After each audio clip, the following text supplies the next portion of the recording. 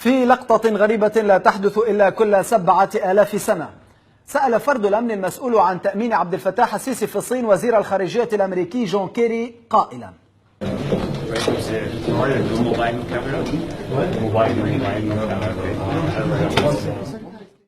لو أن لدى جون كيري هاتفا، وهذا مؤكد، ما الذي كان سيفعله فرد الأمن؟ وما الذي دفعه لهذا السلوك، خاصة أن الحوار بين كيري والسيسي سجلته مئات الكاميرات والهواتف غير كاميرا كيري التي تخيفهم. من اند اوف تكست لوزير الخارجية المصري وصولا إلى هاتف جون كيري وزير الخارجية الأمريكي.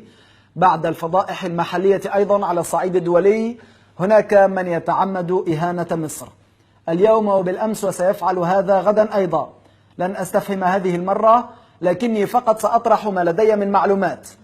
مصر في مجلس الأمن الدولي تمتنع عن التصويت على القرار رقم 2272 والخاص بالتصدي لوقوع انتهاكات جنسية من قبل أفراد في بعثات حفظ السلام. مصر ترسل صحفية لحفل الأوسكار العالمي لتسأل ديكابريو What about your first Oscar؟ مصر ترسل أسوأ رمية أسهم لديها لتمثلها في أولمبياد ريو، وتقوم بعمل خطأ لم يحدث في تاريخ الألعاب منذ إنشائها. في الإعلام المصري أحمد آدم يسخر من الأطفال والنساء القتلى في حلب، وسوريون غاضبون يردون بحملة على مصر كلها.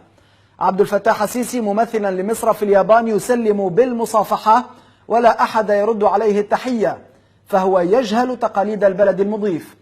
عبد الفتاح السيسي ممثلا لمصر في رواندا لا يستقبله أحد سوى وزير خارجيته والعاملين في السفارة المصرية.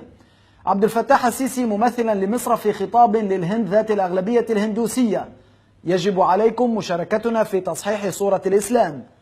عبد الفتاح السيسي ممثلا لمصر ضيف شرف، لا أدري أي شرف، في قمة العشرين في الصين، يحاول من الخلف إلقاء السلام على الرئيس الأمريكي الذي لا يرد عليه إلا لماما بطريقة ليس بعدها إهانة لمصر وشعب مصر. مصر تخطئ في عزف النشيد الوطني الروسي، ومذيعة روسية تسخر من السيسي ومن مصر. مصر تدفع والدة جوليو ريجيني الإيطالي لأن تقول: قتلوه كما لو كان مصريا.